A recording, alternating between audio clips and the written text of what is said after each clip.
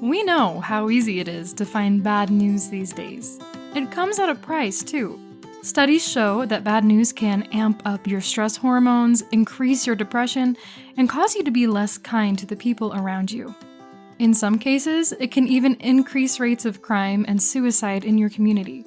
At Survivor's Guide to Hell, we want to help you breathe easier. Each week, we select a difficult topic, then use that topic to help you laugh, help you find a bright side, or even change your perspective for the better. Today, our unpleasant topic is war. To say war is unpleasant is a gross understatement. This week, we want to share some stories with you that may leave you feeling just a little more hopeful.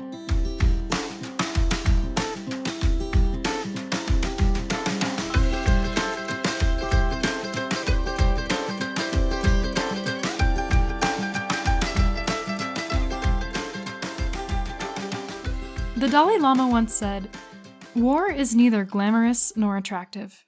It's monstrous. Its very nature is one of tragedy and suffering." The British writer Bertrand Russell added, "War doesn't determine who's right, only who's left." War is a tough topic. It's many of our previous topics all bundled together. Death, mistakes, stress. It can be poor sportsmanship. It can be winter. In fact, it's hard to think of a kind of suffering that war can't be. That's the funny thing about silver linings, though. They're only bright when they're compared to the darkness around them. And it doesn't get much darker than war. This is usually the part where I elaborate on all the things that make my topic an unpleasant one. But today, I think I'll just let you use your own imagination. This week, let's get straight to the good stuff.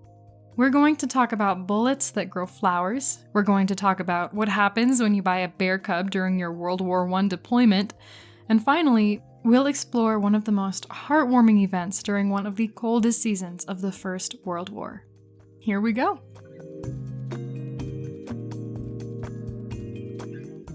Part 1. Shoot a bullet, plant a flower. Most of us prefer bullets one specific way. Embedded in an inanimate target. Outside of hunting, there aren't many other uses for bullets that we feel comfortable with. It's unnerving to consider what it might be like to have to aim one at someone else. Even more horrific is the idea of a bullet headed towards us. But a shooting range where bullets are either destined for lifeless targets or the ground sounds like a great date night to me. What if I told you that bullets don't have to penetrate a living thing to be deadly? As if they weren't lethal enough as mere projectiles, these little guys have another drawback. They take hundreds of years to biodegrade, and as they do, they corrode within the soil. These little metal nuggets release pollutants into the earth, or if you're really unlucky, into nearby water sources. This pollution has the potential to kill plants, compromise wildlife health, and pump even more toxins into the ocean. You know who uses a lot of bullets in various training grounds all over the world? The United States military. Of course, it's not just bullets with these guys. Grenades, mortars, tank rounds, and artillery rounds are all part of the practice, wreaking havoc on both plant and animal life after they've been embedded in the ground.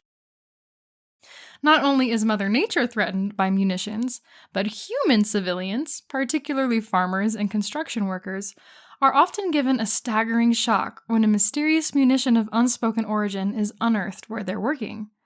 Because training grounds are frequently abandoned for new locations, pockets of these munition-riddled areas have appeared all around the globe. As lamentable as this may be, it all seems par for the course when it comes to war. War is death. War is desolation. War is radioactive chemicals spilling out over civilian villages and hurling gas grenades at other human beings. So bullets that leach toxins into the ground, it's just white noise in the symphony of destruction. It would take a little something special for it to stand out in the throng of issues that war poses. Something special like a flower. Unless you're thinking of funeral bouquets, flowers and battle are a match that seem just as likely as peanut butter and tuna. However, it's not as far-flung as it may appear. In 2017, instead of the Department of Defense sending out another call to arms, they sent out a call to flowers. In an effort to decrease their environmental footprint, they offered funding to potential contractors who could design a bullet that was not only biodegradable, but would actually plant seeds after embedding in the ground. The Department of Defense proposed seeds that would germinate months after being planted, giving them a better chance of growing after training procedures had moved on. Not only would these bullets break down more quickly, but the plants they created would help absorb any dangerous chemicals left in the soil. Rather than becoming pollutant-ridden wastelands after personnel had moved on to different training grounds, these places would flourish with flowers and other plants indigenous to the area. Unfortunately, there's been little progress developing these environmentally friendly training grounds. The mere fact that the issue has been raised, however, bestows some hope for the future. The Department of Defense isn't the only one finding positive ways to mix munitions with wildlife. Around 2010, a new term surfaced among civilians who wanted to wage war against the mundane, the eco-unfriendly, and even against certain policies and politics. Guerrilla Gardeners. No, don't think of a massive ape-like animal that likes to garden. Think guerrilla warfare, but with happy plants. Picture downtown somewhere. There's tall buildings, lots of really, really rich people, lots of really, really poor people. Taxis bumble through the intersections like giant worker bees, and freckled across the city, there are nooks and crannies that have been abandoned by everyone but street artists and pigeons. Now picture a man walking past one of these abandoned lots. He's separated from the crumbling brick and brambly ground with a chain-link fence. He looks forward casually, hands in his hoodie pockets. Then, in a hiccup in the city's rhythm, the man pulls a grenade from his pocket, flicks it over the fence into the abandoned lot, and continues his stroll. He doesn't start to run. He doesn't look to see the explosion. In fact, the motion is so quick that when no explosion occurs, you wonder if you were imagining it. What this man threw is called a flower grenade. It's designed to look like a real grenade, but it's made with eco-friendly, quick-degrading clay. When the clay is shattered, rich soil and healthy seeds spill out. This grenade-throwing guerrilla gardener just planted a few poppies where there had been little but crumbling buildings and weeds. I looked for some of these flower grenades after I'd stumbled across them on a blog, but was disappointed when I tried to find a place to purchase them. I finally dug them up on Amazon with the orange words, "Currently unavailable," under the 4.5-star rating. We don't know when or if this item will be back in stock, Amazon told me. Maybe I couldn't find them because throwing these little flower bombs is illegal, depending on where they land. But for the record, when was guerrilla warfare legal? It could also be because they were made in the UK and were nearly impossible to get into the United States. One Amazon reviewer wrote, "Don't try to ship to the United States. It will get tagged for do not fly, so it will come by ship. Then customs will open it up and ruin at least one of the 3 inside. After about 4 times the expected delivery time, it might get to you." But I did love them when I got them. Guess I was lucky not to have a bunch of black choppers land on my lawn and whisk me away in the middle of the night. The review was from 2014. As I researched, I found that most guerrilla gardening material was posted around the same time period. Green spaces in urban areas come with a staggering amount of benefits, from reducing stress of city dwellers to decreasing violent crimes. But it appeared that this green movement had died out about 7 years before I'd even had the chance to get excited about it. Had the gardening guerrillas raised the white flag? Not quite. After enough digging, I finally found a video documenting guerrilla gardening, complete with a peek at several recent TikTok videos showing various people making their own flower bombs. The video was just 4 months old, with 1.2 million views. It looked like guerrilla gardening may be making a comeback. Turns out you can make your very own flower bombs without trying to smuggle some clay grenades from Britain. All you need is some clay powder, compost, and non-invasive seeds. Native plants are best, they survive better, and are safer for your local ecosystem. For full instructions on making a flower bomb, visit the blog post that matches this episode. You can find the link for it in this episode's show summary. When you're finished with your flower bombs, you should have a dirt ball roughly the size of a gumball. All there is left to do is find a derelict property or unkempt piece of public land, then toss that little guy in. Voila! Now you're a guerrilla gardener too. Not only have you beautified your neighborhood and potentially improved your neighborhood's mental health, but you're expanding habitats for critical insects like our struggling friends, the bees. From the dream of inventing training grounds that grow actual flowers, to DIY bombs that add vibrance and health to the least loved parts of your city, it may be time to appreciate the rare moment where war means life.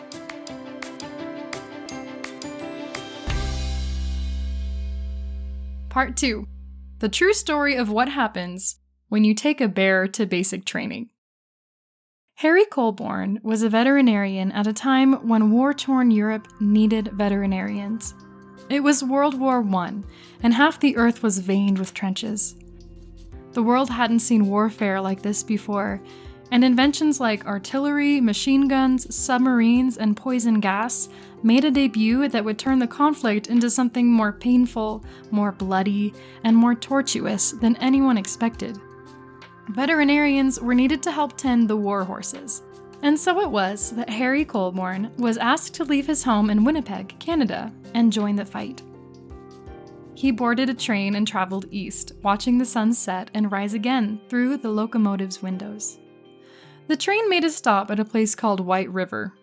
Colborne stepped off for a much-needed stretch when he spotted a man with a rope resting on a nearby bench. Tethered to the other end of that rope was a small, fluffy creature that usually does not frequent train stations: a black bear cub. Colborne greeted the man holding the cub's rope and soon learned the whole story. This man was a trapper. He'd killed the bear's mother, but couldn't do the same to the cub. It couldn't have been 7 months old, and the bear's future was riddled with uncertainty. The trapper was hoping to find a buyer to take the responsibility. Harry Colborne looked longingly at the little bear as conflict swelled inside him. He was a vet. It was his job to care for animals. He loved them. But what could he do for this bear? He was in the middle of being dispatched to a world war. And anyways, can you even bring bears on trains? Finally, Colborne did just the thing that most normal people would not. With much traveling still ahead of him, he purchased a wild cub. He offered the trapper a whopping $20, which is $457 today, and returned to his seat on the train with the little animal in his lap. According to the children's book written by Harry Colborne's great-granddaughter, Harry's colonel stopped him as he boarded the train with the little bear. "We are on a journey of thousands of miles," he said as the animal sniffled his knees. "And you propose to bring this most dangerous creature?"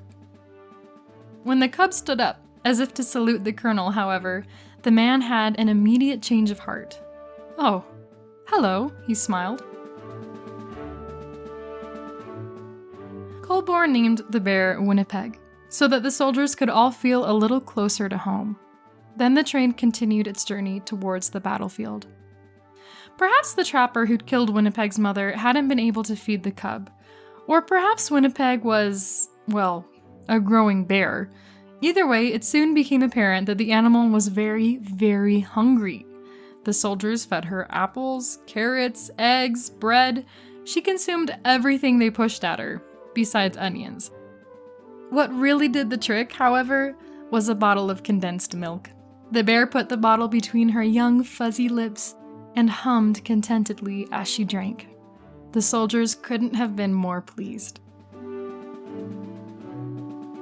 Winnipeg had to travel across Canadian seas to reach her destination in England. Perhaps she served as a sort of emotional service animal for the men as they fought seasickness and began to be homesick for dry Canadian ground. When the men finally arrived in England where they'd set up camp, Winnipeg became the infantry's mascot. She entertained the troops again and again with her impressive ability to climb any pole in camp, and with her incredible skill for finding hidden objects. Winnipeg followed Colborne around camp much like a puppy follows their owner. She was gentle and thrived on a diet of apples and condensed milk mixed with corn syrup. When she slept, it was near her beloved Colborne, right under his cot to be precise. The men's families may have been surprised when a fast-growing bear cub began appearing in the photographs their husbands and fathers were sending home. As Winnipeg grew, it was likely that the invisible weight on Colborne's shoulders was growing as well. He couldn't keep a bear in camp after it had grown big enough, and besides that, what happened when the men left the camp to enter the battlefield? The dreaded order came in winter. The men were to move to the frigid trenches of France and face the gruesome inventions of war that had been awaiting them. It was no place for a man or a beast, but between the two, Harry Colborne knew the beast could be saved. He approached his bear, the infantry's precious mascot, and told her there was somewhere they needed to go. Colborne drove his bear to the London Zoo and left his cherished pet where gas grenades and artillery rounds were unlikely to find her. He faced a future much different than hers, one filled with near misses and mutilated comrades. In the days to come, he would nearly be struck with a shell that would land yards away from him. He would go about his calling of patching up wounded horses riddled with shrapnel and doing his very best not to die. Meanwhile, his dear Winnie would be safe in her enclosure, many miles away. Christopher Klein, writing for History.com, said, "Whenever he received a coveted leave from the front, Colborne visited Winnie in her new home. Although she had grown from cub into bear, Winnie remained as gentle as ever. Zookeeper Ernest Scales told a London newspaper in 1933 that Winnie was quite the tamest and best behaved bear we have ever had at the zoo." Children were even allowed to enter the bear pit to ride on Winnie's back or feed her out of their hands. Colborne survived World War I. He reunited with his Winnie for the final time, before returning to Canada, where he would open an animal hospital in the back of his home. As Colborne commenced with a future that was finally free of machine guns and trenches, one particular child was visiting Winnie's enclosure. At the time, the young boy was having difficulty naming his new stuffed bear, and had settled on the name Edward. That changed, however, when he went to visit Winnipeg. The boy's name was Christopher Robin. He decided that Winnie would make a much better name for his stuffed bear. Christopher's father, an author by the name of A. Milne, took notice.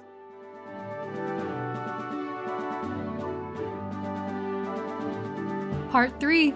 Pausing a World War. The Christmas Truce of 1914. This story is not popular simply because it's a good story. It's the kind of tale that should never stop being told and never be forgotten. It's been shared in history articles, military blogs, documentaries, and even the silver screen. Because, though this story may have been shared 100 times over, this story is rare. In an ocean of media sewage that is all too willing to drown you in exaggerated accounts of the heinous, the gruesome, and the criminal, the kind of account I'm about to share is an endangered species. It actually describes just how good human beings can be. It shows us the good things that we are all capable of, even in the worst conditions. It starts on December 7th, 1914, when Pope Benedict XV made an unusual request. It was modern humanity's first worldwide war, and modern humanity was trying to cope with the unanticipated destruction of its own inventions. The Pope asked European leaders if the guns may fall silent, at least upon the night the angels sang. In other words, let's have a temporary truce for Christmas Day. European leaders replied with a nonplussed no. Soldiers would be soldiers, even on Christmas. As December 25th approached, these soldiers were tasked with two priorities: to kill and to not be killed. They watched as their comrades were mutilated and destroyed just feet away from them. They had front row seats to a debut of deadly weapons the world had never seen before. To these men, many still very young, being human was much more grisly and dark than they could have imagined. To make matters worse, the soldiers had to combat much more than the enemy troops. Life in the trenches was soggy and infested with pests like rats and lice. In-trench toilets overflowed, and soldiers did what they could to avoid the duty of shoveling the subsequent mess. Flooding was a serious problem, especially when the ground had hardened and water pooled on the unforgiving clay. A whole medical condition was named after this lifestyle: trench foot. A soldier with trench foot might experience numbness, tingling, blotchiness, and blisters in the skin of his feet from soaking too long in damp conditions. Skin could dry and fall off. Permanent nerve damage could arise. Walking could become painfully impossible. And in the worst cases, trench feet had to be amputated. It was in these conditions that World War I soldiers struggled to celebrate the Christmas season. Christmas Eve was heralded by a chorus of war-haggard men singing carols. Had you been in one of the British trenches, you may have heard Silent Night rise from the mouths of your English comrades. If you were in a German trench, you'd likely hear the hymn in its original language. Stille Nacht, heilige Nacht. The words of the carols drifted from their respective ditches, wafted over no man's land, and intermingled with the voices of the opposing side.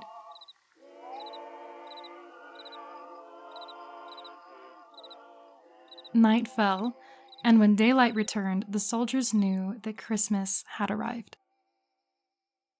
Then the drama started, with the Germans.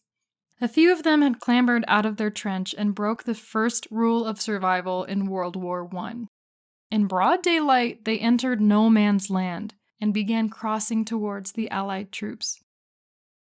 Soldiers in the Allied trenches grasped their weapons warily. Some probably took aim, prepared for the worst. It's likely that periscopes were propped up against the wall, with anxious troops peeking through to analyze the approaching Germans. A startling observation broke out among the Allied soldiers. They're unarmed. As the German men grew closer, the Allied men were able to hear two words issuing again and again from the mouths of their enemies. They were spoken in somewhat clumsy English, but with a sincerity that translated perfectly. Merry Christmas.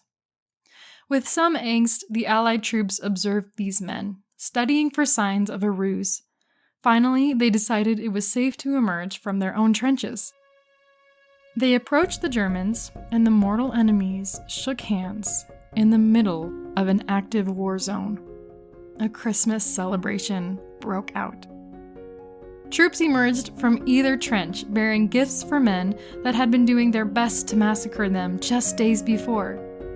Things like cigarettes, sausages, chocolates, and plum pudding exchanged hands. Impossible photos were taken of soldiers from each side standing shoulder to shoulder, smiling. The Germans propped and lit Christmas trees around their trenches, and men from each country were joining together in song.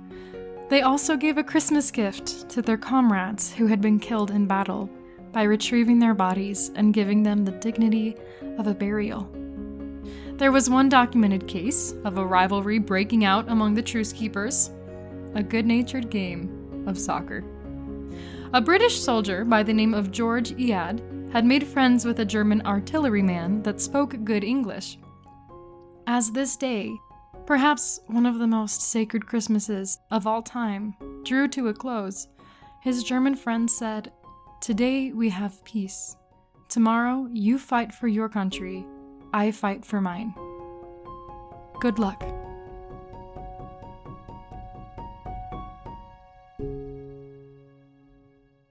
The men had to return to the trenches eventually. They were determined to keep the peace, at least till midnight.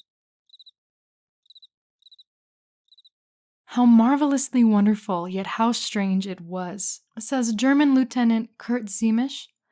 The English officers felt the same way about it. Thus, Christmas, the celebration of love, managed to bring mortal enemies together as friends for a time. This unofficial Christmas truce was no small gesture. Men from both sides were risking everything to live the Christ-like spirit of the holiday. Everyone present had been trained to target, kill, and even despise the men on the other side of no man's land. At the time, their main purpose was to destroy the men across the field, and they had spent untold amounts of time killing the friends and comrades of the very men they had spent the day singing, shaking hands, and exchanging gifts with. But on that day, despite the trenches and weapons and fallen soldiers that riddled the earth they stood on, the Germans made a much bigger statement when they said a simple, "Merry Christmas." They were willing to see their enemies as fellow men. Men that were also missing their wives, their mothers, their children, and who believed wholeheartedly in the righteousness of their cause. Men that wanted to celebrate the birth of the same Christ that they worshipped. On Christmas of 1914, the Germans and the Allied troops were not men from the opposing sides. They were just people with a lot in common, celebrating a universal holiday together. Henry Willemason, a 19-year-old private, wrote the following letter and sent it home. Dear Mother, I am writing from the trenches. In my mouth is a pipe presented by the Princess Mary. In the pipe is tobacco. Of course, you say. But wait, in the pipe is German tobacco. Haha, you say, from a prisoner or found in a captured trench. Oh dear, no. From a German soldier. Yes, a live German soldier from his own trench. Yesterday, the British and Germans met and shook hands in the ground between the trenches, exchanged souvenirs and shook hands. Yes, all day, and as I write. Marvelous, isn't it?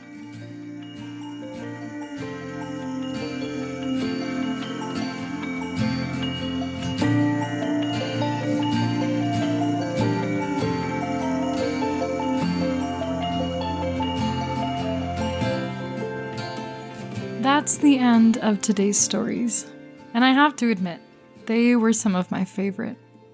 Now we invite you to join us for our weekly Silver Liners Challenge, which is designed to be an easy, actionable step you can take to help boost your week and help you survive hell. Here it is, the Silver Liners Challenge. This week, do something to enjoy your freedom. Feel free to share your experiences in the comments of our website, survivorsguidetohell.com, or on our Facebook page, if you'd like to see the videos and pictures that often accompany our episodes.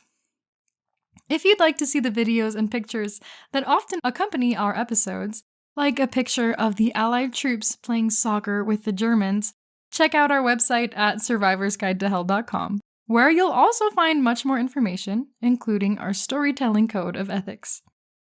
We're always looking for cool new stories. We've had some really good ones because listeners gave their ideas. If you have something to share, please visit our site and drop us a line.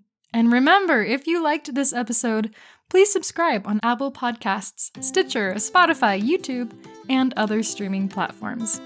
When you subscribe, you no longer have to go searching for episodes. They'll be delivered right to the place you listen to your podcasts.